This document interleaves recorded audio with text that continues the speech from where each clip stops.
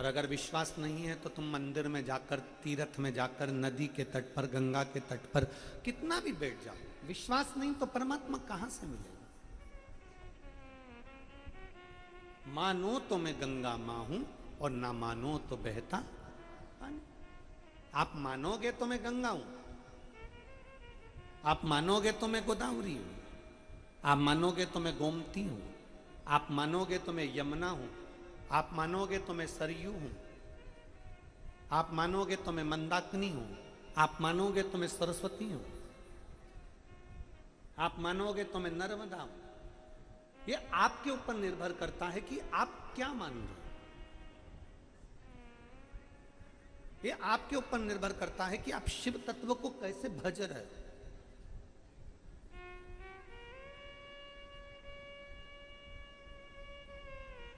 आप भगवान देवादिदेव महादेव को किस रूप में भज रहे हो, कैसे आप उसका स्मरण कर रहे हो, कैसे आप उसकी भक्ति को धारण कर रहे हो, यह आपके ऊपर निर्भर करता है।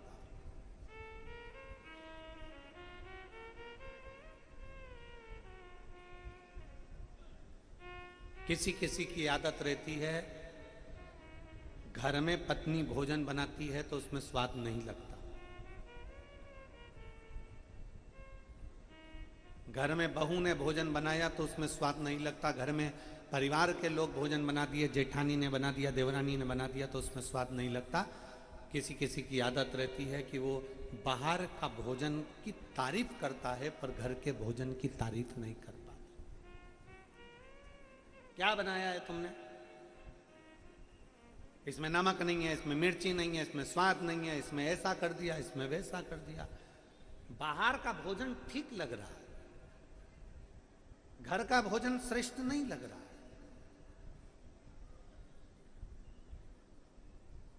और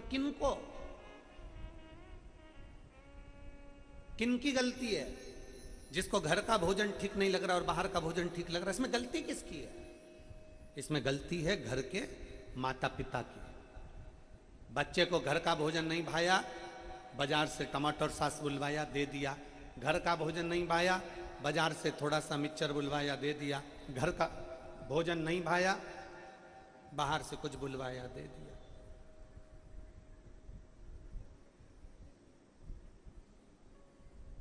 घर का भोजन नहीं भाया, बाजार से कुछ मंगवाया, दे दिया,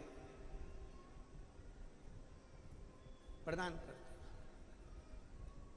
इसमें गलती है घर के माता पिता की है कि हमारे घर के बच्चों को घर का भोजन अच्छा नहीं लग रहा है, बाहर का भोजन अच्छा लग रहा है। इसमें गलती हमारी है, हमने उनको खाना नहीं सिखाया। हमने अपने घर केवल इसको भोजन तक मत लेना, इसको जरा दूर तक लेकर जाना कि आज के बच्चों को जैसे घर का भोजन नहीं भाता, बाहर का भोजन अच्छा लगता है, उसी तरह आज के बच्चों को हमारा सनातन धर्म अच्छा नहीं लगता, दूसरा धर्म अच्छा लगता। उसमें गलती किसी की नहीं है, गलती हमारे संस्कारों की है। हमने गलती करी है कि अपने बच्चों को संस्कारों से विहीन रखा। पढ़ो पढ़ो पढ़ो पढ़ो पढ़ो, अच्छा पढ़ो और पढ़ो, ऐसा पढ़ो। कहाँ जा रहे हो, किस लिए जा रहे हो, क्या करना? मम्मी सुंदरकांड का पाठ है, मम्मी राम जन्मोत्सव है, मम्मी कृष्ण जन्मोत्सव है, घर में पढ़ाई कर, नहीं जाना। सुंदरकांड का पाठ है, नहीं जाना। रामायण है, नहीं जाना। कीर्तन हो रहा है, नहीं जाना। मम्मी वारकरी संप्रदाय के सभी लोग हरि विठ्ठल पांडुरंगा के आषाढ़ी एकादशी पे जा रहे हैं, नहीं जाना। माता पिता ने कंट्रोल करा केवल धर्म पर, माता पिता ने कंट्रोल करा केवल सनातन धर्म पर, माता पिता ने कंट्रोल करा केवल हिंदू धर्म पर। माता पिता ने यह कंट्रोल नहीं करा कि संडे के दिन तुम्हारा बेटा कौन से चर्च पर जा रहा है। माता पिता ने कंट्रोल नहीं करा कि तुम्हारा बेटा किस जगह पर जाकर खड़ा हो रहा है। माता पिता ने यह कंट्रोल नहीं करा कि तुम्हारा बेटा किसकी संगत में पड़ा है। थोड़ा बहुत अगर बच्चा शिव महापुराण से लग जाए ना, थोड़ा बहुत बच्चा अगर शिव पुराण में जाने लगे, बहुएं शिव पुराण में जाने लगे, बच्चे शिव पुराण में जाने लगे, घर के पत्नी अगर बहुत देर तक मोबाइल में शिव पुराण सुनती रहे तो पति उसको टॉर्चर करने लगता है, तू तो चली जा सीहोर जा।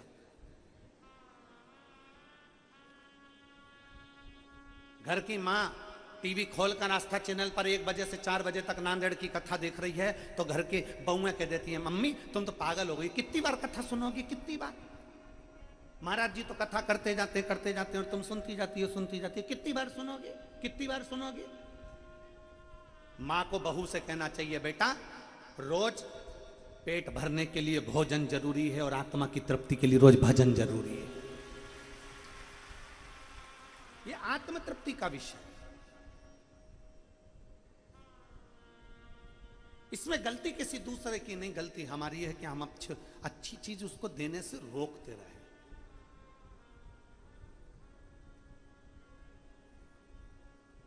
हम अच्छी चीजें बच्चों तक नहीं पहुंचा पाए। बच्चे के मस्तक पर तिलक लगाए, स्कूल में गया, तिलक को पुछवा दिया गया। बच्चे के हाथ में कलेवा बंधा है, मौली बंदी है, स्कूल गया, कलेवा खुलवा दिया। बच्चे की शिखा है तो स्कूल के बच्चे उसको खिल्ली उठाना है। हमारी गलती है, इसमें कोई दूसरे की गलती नहीं।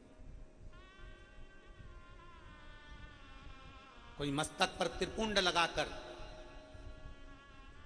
मैं धन्यवाद देता हूं लिंगायत संप्रदाय के एक एक भगवान शंकर के भक्त को। मैं लिंगायत संप्रदाय के एक एक शिव भक्त को धन्यवाद देता हूं, जिसके घर की स्त्री, जिसके घर की बेटी, जिसके घर की नारी, जिसके घर का पुरुष, जिसके घर का बेटा, जिसके घर का बुजुर्ग, जिसके घर का एक एक बच्चा मस्तक पर त्रिपुंड धारण करता है और गले में शिवलिंग धारण करता है।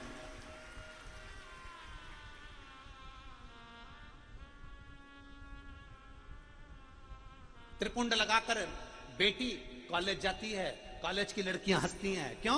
त्रिपुंड लगा के आ रही है, लोग हंसते हैं। पर वो लिंगायत संप्रदाय की बेटी सर पर त्रिपुंड लगाकर छाती से कहती है, मैं शिव की बेटी हूं इसलिए त्रिपुंड लगाकर चलती है।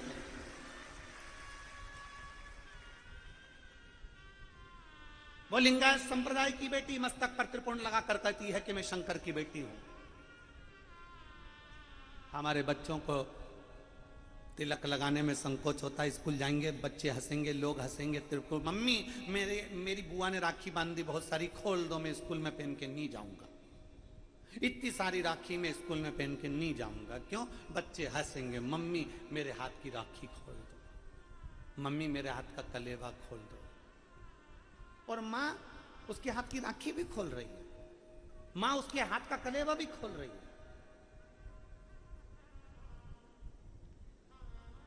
जिसका बेटा बचपन में 1 लोटा जल लेकर अपने घर के बुजुर्ग का हाथ पकड़कर शंकर के मंदिर शिवालय में जाकर 1 लोटा जल चढ़ाता है, अपना दादा दादी का, अपना नाना नानी का, अपना ताऊ ताई का, अपनी बुआ फूफा का, अपने माता मंदिर में जाकर 1 लोटा जल चढ़ाता है, उस घर का बुजुर्ग सनातन धर्म लाखों की संख्या में जागरूक हुआ। जिस समय पर वारकरी समाज के, वारकरी संप्रदाय के हरि विठ्ठल पांडुरंगा के भक्त मस्तक पर तिलक लगाकर, सिर पर टोपी लगाकर, गले में मंजीरा डालकर विठ्ठल विठ्ठल विठ्ठल विठ्ठल विठ्ठल विठ्ठल, आषाढ़ी एकादशी के समय पर जब लाखों की संख्या में रोडों पर वारी करते हुए निकलते हैं, तब हमको प्रेरणा देते हैं कि घबराना मती। जब ये पैदल चलने वाले 300 400 किलोमीटर चलकर हरि विठ्ठल तक पहुंच जाते हैं, तो तुम्हारी दुख की घड़ी में भी हरि विठ्ठल तुम्हारे घर पर पहुंच सकता है। वो पांडुरंगा, वो हरि विठ्ठल, मां रुक्माई एक दिन तुम्हारे दरवाजे पर पहुंच सकते हैं। तुम विश्वास तो करो, तुम भरोसा तो करो, तुम दृढ़ता तो धारण करो।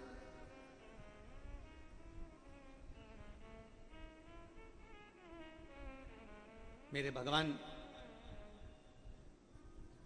शंकर को सबसे पहले, मेरे भगवान शंकर को भक्त वत्सल्य कहा गया।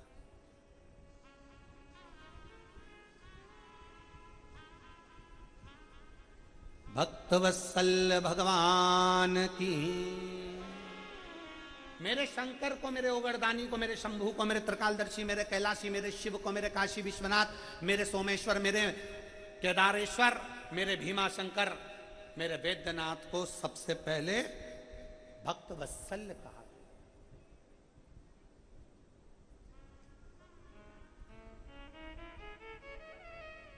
क्यों? किस लिए? केवल एक कारण था, किसी का नाम अगर रखाता है तो ऐसे ही नहीं रखाता, उसकी कुछ ना कुछ उसमें तत्व होगा।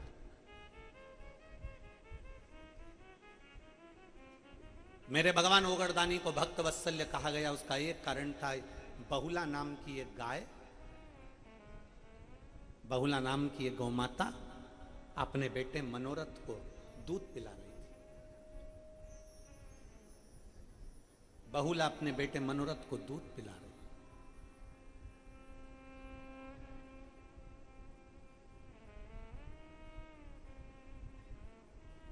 दूध पिलाते पिलाते मनोरथ जब दूध पी रहा था तो उसके मुंह पर फेन आ गया, और मुख पर जब फेन आया, हवा तेज चली और वो फेन उड़कर शंकर भगवान पर जाकर गिर गया, शिव पर जाकर गिरा। भगवान ओगरदानी को थोड़ा सा क्रोध आया कि मेरे ऊपर ये झूठा फेन मेरे शरीर पर आ गया।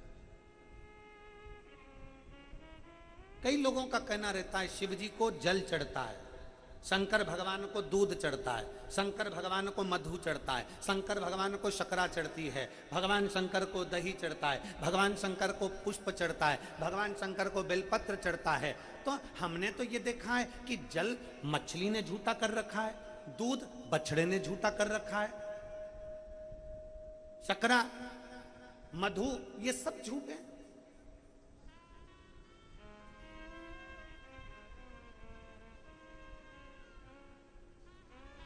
मेरे शिव झूठे जल को भी स्वीकार कर लेते हैं, मेरे शिव मछली के झूठे जल को स्वीकार करते हैं, मेरे शिव गाय के बछड़े के झूठे दूध को स्वीकार करते हैं, तो मेरे शिव इस मृत्यु लोक में जन्म लेने वाला मनुष्य कैसा झूठेला भी है तो भी शिव उसको स्वीकार कर ही लेते हैं। पंडित प्रदीप मिश्रा जैसे ना जाने कितने कितने वक्ता शंकर भगवान का गुणगान करते करते चले गए, और ना जाने कितने और आएंगे और गुणगान कर कर चले जाएंगे, पर शंकर को समझना किसी के बस की बात नहीं है। शिव शिव है, शंकर को समझना किसी साधारण के बस की बात नहीं। शिव को समझने के लिए कल आपको कथा में कहा था, शंकर को समझने के लिए शिव जैसी भक्ति, शिव जैसा विश्वास, शिव जैसी श्रद्धा, शिव जैसी दृढ़ता, शंकर की जैसी भक्ति और शंकर जैसा विश्वास, शिव जैसी दृढ़ता होना जरूरी है।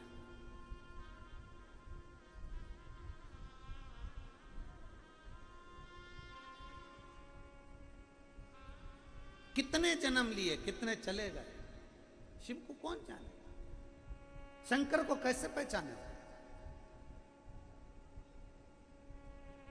शिव को जान कैसे सकते हो, शिव को पहचान कैसे सकते हो?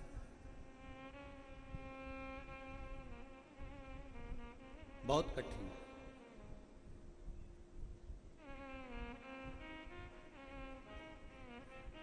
हमारे गुरु श्री विठलेश राय काका जी महाराज, इंदौर, गोवर्धननाथ हवेली, गोलोकवासी, और उन्हीं की गादी पर विराजमान हुए गोलोकवासी 1008 श्री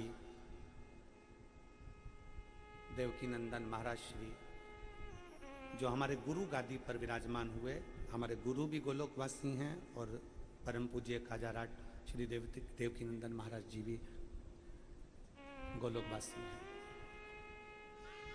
जब हमारे गुरु जी के पास में जाते थे, और हमारे वो अभी वर्तमान में हमारे काका जी महाराज की गादी पर जो पूज्य 1008 गोलोकवासी श्री देवकीनंदन महाराज श्री विराजमान हुए। उसके बाद अब उनके पुत्र 1008 श्री दिवेश कुमार जी विराजमान है।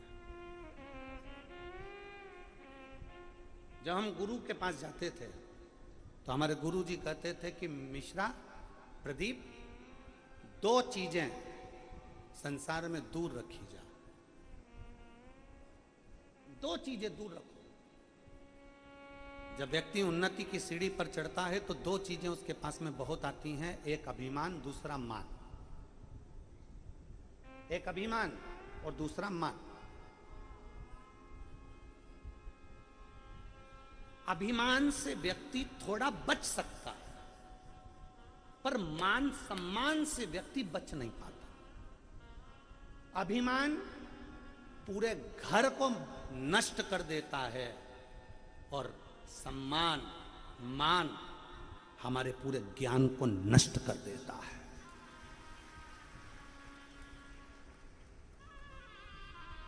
ये हमारे गुरु के वचन थे कि अगर कोई तुम्हारे पांव पड़े तो पहले झुककर तुम पांव पड़ो। वो तुम्हारे आगे अगर इतना झुक रहा है तो तुम और ज्यादा झुको, जिससे तुम्हारे को अभिमान ना है। जब व्यक्ति को माला चढ़ने लगती है, बहुत प्रशंसा मिलने लगती है, बहुत सम्मान दिया जाता है, साहब ये करोड़पति हैं, ये अरबपति, ये धनपति हैं, वैभवपति हैं, ये हमारे यहाँ के ये हैं, ये हमारे यहाँ के पदाधिकारी गण हैं, ये हमारे यहाँ के ये हैं। जिस व्यक्ति को बहुत बहुत सम्मान मिलने लगता है, बहुत बहुत मान मिलने लगता है, बहुत सम्मान मिलने लगता है, फिर उसके अंदर जो ज्ञान रहता है वो सारा नष्ट होना प्रारंभ हो जाता है, क्योंकि वो अब सम्मान में इतना फूल जाता है कि उसको किसी की बात अच्छी नहीं लगती।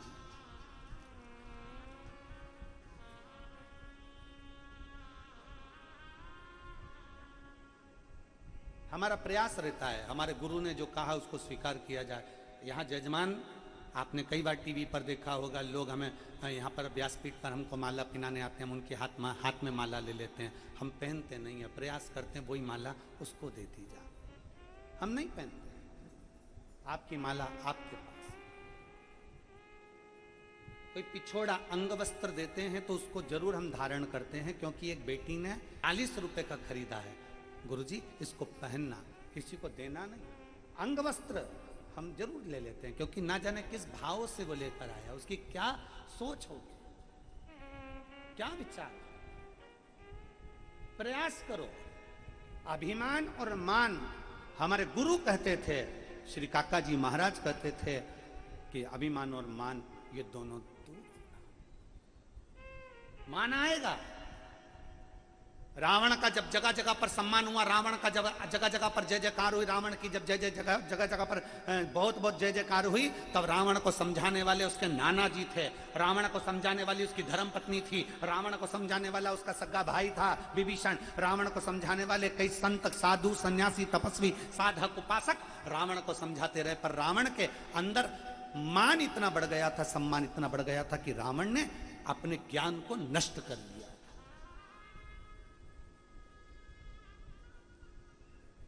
उसकी बोलने की सोच ही गड़बड़ हुई थी।